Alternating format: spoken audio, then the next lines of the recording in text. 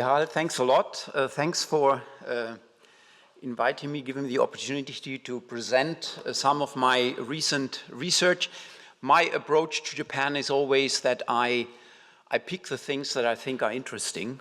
As a traditional economist, you normally stay to your field and you dig deeper and deeper and deeper, and I go broader and broader. And I see certain topics reappear in different fields, so I feel reassured. So today I'm going to present something which Barbara already mentioned in our cluster on sustainability. We have also the green transformation. Since Markus Heckel left us, I'm presently the only one, but we have, of course, networks, strong networks, but the only one at DIJ working on this. And one of the things I'm looking at is green finance, but also carbon pricing. And that's what I'm going to talk about today. Let me see whether I can manipulate. No, I can't. Here, this one. No. You see, this is just a pointer. That's the pointer. Yeah. That's confusing, but even this one doesn't work. You see, that's what I pushed first. It's not a Mac, I'm sorry. No, Here, okay, okay, the mouse, there are too many options. Okay, first I want to say something briefly about carbon pricing as a policy tool, why it is essential, yeah. Then basically characterizing Japan's approach, it's very ambitious but soft, yeah. And so there is already a contradiction here. Then what is Japan actually doing in terms of carbon pricing? How is the situation there? And then introduce a few emission trading schemes that have been put in place, all voluntary except for one, but that's not a national scheme. And well, the conclusion is it's not enough. But let's see there. Okay, that's not the thing. Okay, it doesn't. Okay, I really have to go with the mouse on this one and then go there. Okay. Okay, why carbon pricing? Let me stand. No, I have to. Okay. I don't have my slides printed out, so I have to turn away from you from time to time to see what you are seeing. So the idea about carbon pricing is that, well, in a market economy, people basically make decisions based on prices. Now, the problem with carbon pricing is that the atmosphere is obviously not a good that you can privatize, yeah? It's not a private good, it's a public good or even a free good, yeah? So people can just dump anything into the atmosphere, at least that's been the place. So, so the idea of carbon pricing is to solve this issue and make the atmosphere something like a private good and say, in order to dump your emissions, you need to have a right, you need to acquire a right to produce emissions, to send emissions out into the atmosphere. Yeah? So defining property rights in the atmosphere, for the atmosphere, that's the approach, and then people price it, and they have a price signal, they will adjust. They will adjust their behavior, they will substitute, they will innovate, they will invest in alternatives to emissions, and so on. So that's the basic idea. And there is an alternative to defining property rights, and that's basically taxing emissions. The difference is that when you tax emissions, you basically set the price, and then the quantity adjusts. How many emissions are affordable given the tax rate? When you do this the other way, when you sort of privatize, when you define property rights, the atmosphere for emission rights, then you set the quantity, you say these are the amounts of emissions we can allow per year, and then through trading of these rights, you get the price. No? So the two things, it's either you fix the rate, the price, and the quantity adjusts, or you fix the quantity and the price adjusts. No? And, well, it depends on what is easier to do. Tax rates, of course, are easier to implement, but they have higher information requirements. Whereas the trading schemes, the infrastructure is very difficult. Well, it's more of an investment, but then it's easier because the price will be the outcome of the market. Now, there are different scenarios assessing or guessing, estimating what would be the carbon price leading to net zero in 2050. Yeah? There is one exercise by the IMF. IMF proposed a policy package which doesn't go to that net zero, but 80%, like in the Paris Agreement, and starting from $6 to $20 per ton of greenhouse gas emissions, depending on the country. 7% annual increase, and then you get by 2050, you have in advanced countries, you have $150 per ton and $40 in countries where you need less incentives to get the same result. They also suggest that you use 25% of the revenues, so these are basically carbon emission trading, so you auction the rights, yeah? If you define property rights, they are an asset. You auction them as a government, and then you receive revenues, yeah, from the auction, and enormous revenues. Last year, the revenues from auctioning these emission rights surpassed the $100 billion amount. No? So, and they suggest 25% of the revenues should be used to compensate low-income households. And then also the government should do some deficit spending during the build-up of the green transformation. There's a high-level commission on carbon prices, which 3 years earlier estimated that already by 2030, the price for 1 ton of emissions should be $100. So depending on the models and so on, you have a variety. But the most important thing is later on you will see that the actual price levels at the moment are far below. They are not as high as the models suggest they should be. Okay, sorry. Oops. Good. By the end of the presentations, I know how to manipulate this computer. Well, I said, what's the relation to green finance? It's all within the sphere of economics. Well, green finance is basically a voluntary thing. It's something that the companies do. We heard Gregory talking about ESG and CSR. Well, within this setting, there's also green finance. It's basically a private sector initiative, partly supported by government regulations. But it's there. I distinguish two aspects of green finance. One is market-based. Climate change is a risk for companies. And there are two kinds of risk, a direct risk and an indirect risk due to regulations and policy measures. So certain activities, certain business activities become more expensive.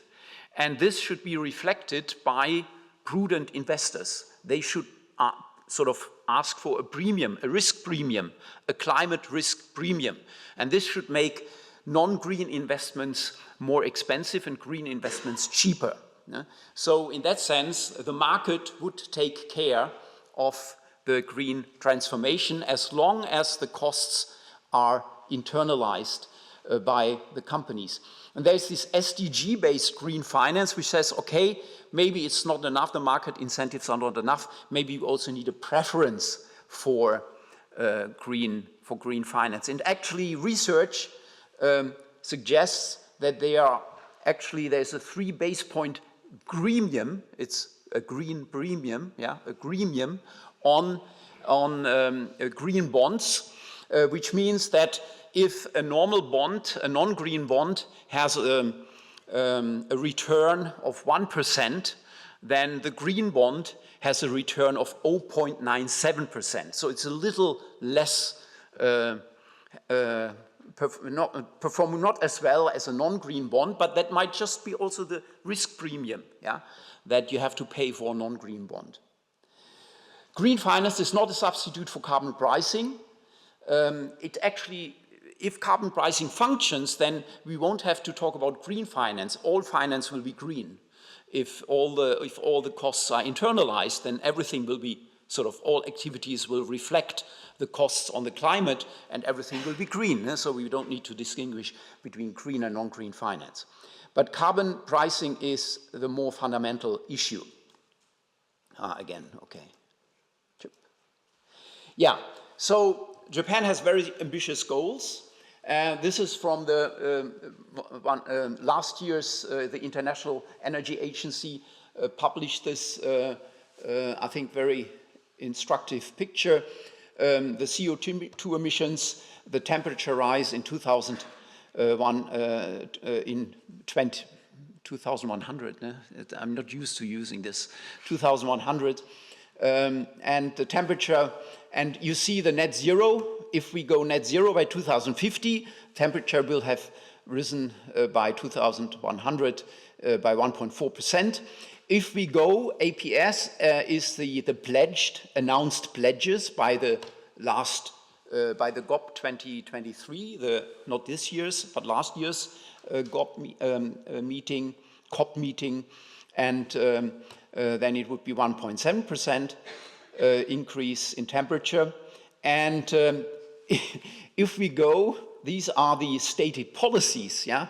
The stated policies are far away from the pledges, and the stated policies would lead to a 2.4% increase in temperature in 75 years or so. So you see, we are even, the pledges are, we are even far away from the pledges. And I think Japan is not an outlier here. The pledge is very ambitious, but when we look at the actual policies, we'll see that there is a gap. Okay. Now.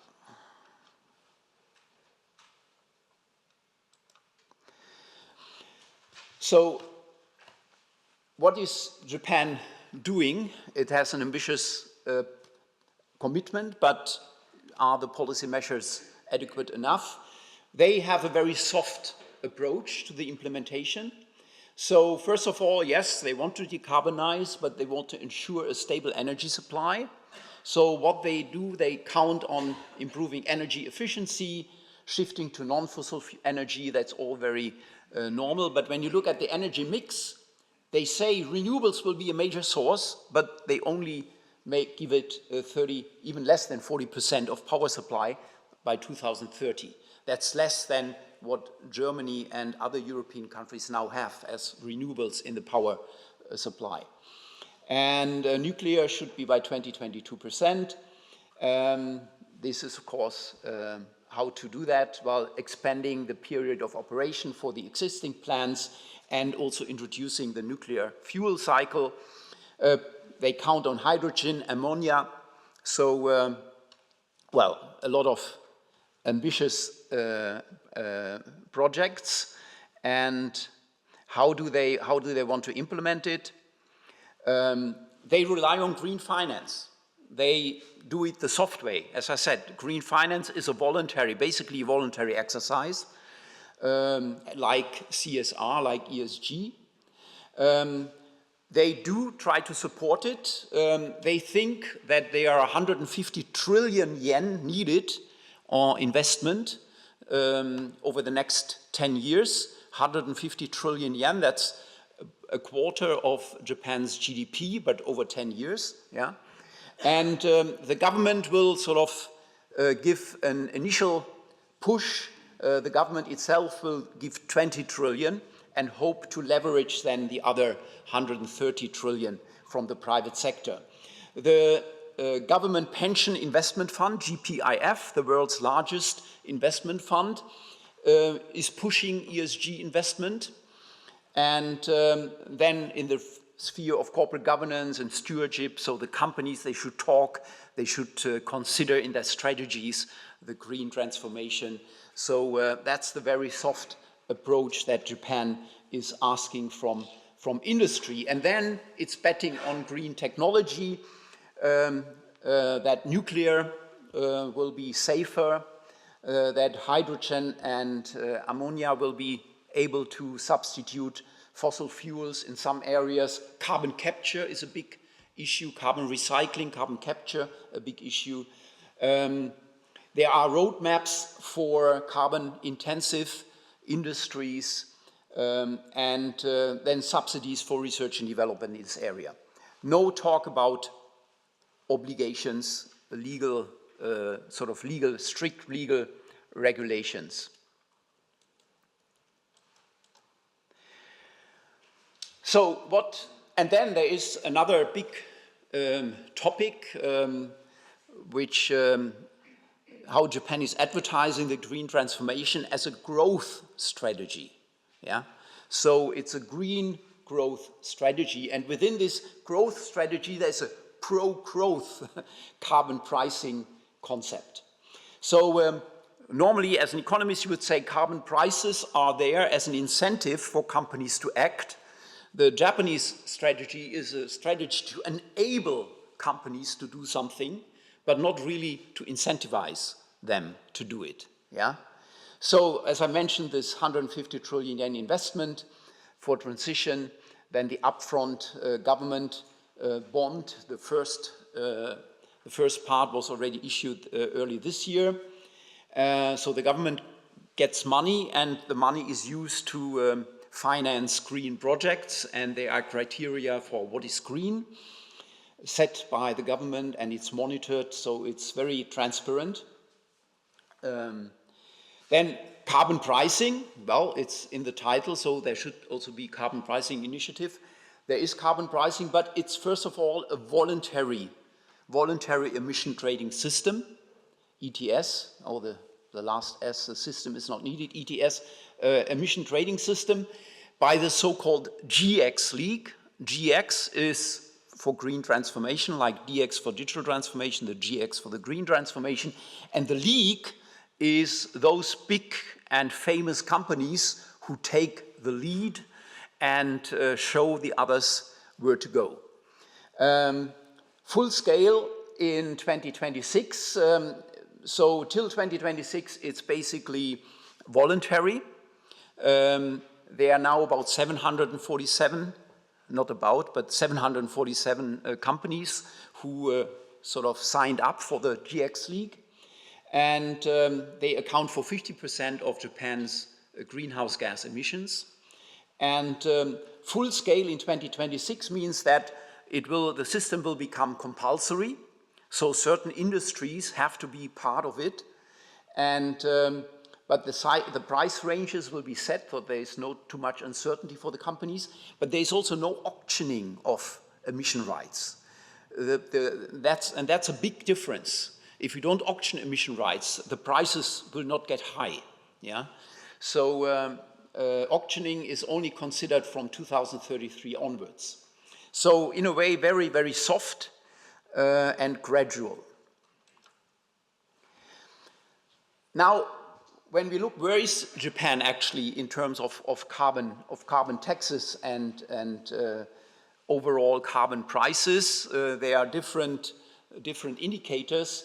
The most comprehensive one is the so-called net effective carbon rate, which includes these different, which includes carbon tax and emission carbon prices from emission trading systems, and also taxes on fuels and so on, and also subsidies, therefore net. And you see, Japan has a tax. It's ridiculously low. It has stayed at, it's less than 300 yen per ton, which is almost nothing compared to what would be needed. Japan has explicit carbon rates, but what you see, and that's the most important thing, is at the end of the slide, the average explicit carbon rate, that's carbon tax and the carbon price, was 23% on greenhouse gas emissions, those covered by carbon rates, carbon taxes, and carbon prices. However, in 2022, because there was inflation in Japan, and this inflation was countered. There were countermeasures taken by the government, subsidizing fuels. So all the subsidies, the trillions that went into subsidizing fuels, basically reduced the whole explicit average of the carbon tax. So now Japan went down to 3% net effective carbon rate. And this shows you that Japan is even now below the US in terms of net effective carbon rate. This is among all 79 countries. Japan is ranked 61. And Switzerland, David, you are number 1 in this here. And very high, basically high rates which are compatible with the green transformation. The European countries are leading this ranking here.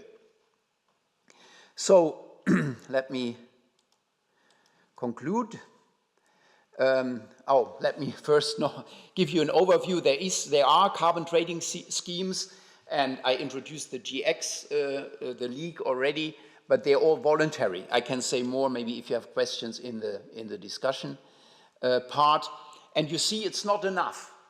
Actually, Japan has been betting on time, because Japan, this is the greenhouse gas emissions per GDP, per $1,000 US GDP. And you see Japan had been very efficient in the 1990s, starting in the 1990s. Why had they been so efficient? Because they had the highest energy prices. No? Their energy system was maybe inefficient, but the highest energy prices led to a very efficient use of emissions. And now Germany overtook Japan, and the gap with the OECD, even with the United States, is closing. Yeah? So Japan hasn't been moving, more or less, relative to the other countries. And even here, this is the Climate Change Performance Index 2024.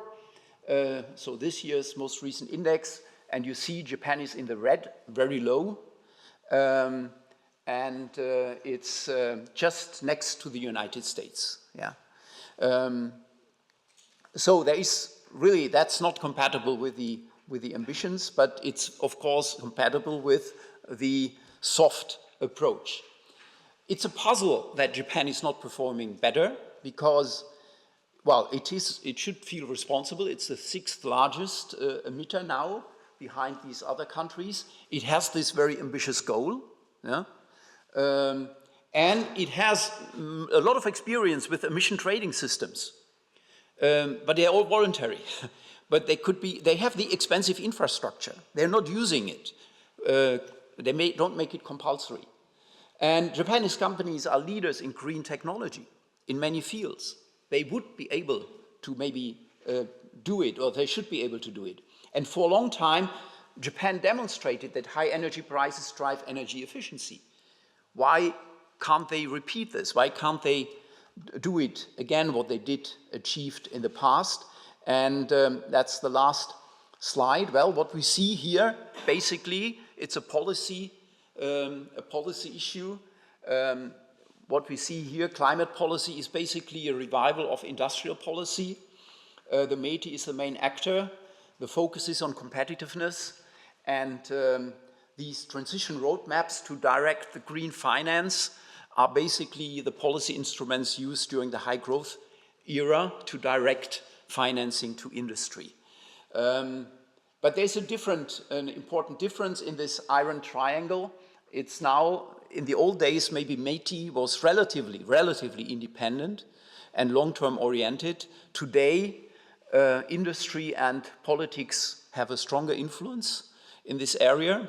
My guess is that it's impact of Hashimoto reforms at the end of the 1990s, but that's something I hope we can discuss on Sunday in the last session, and I leave it here.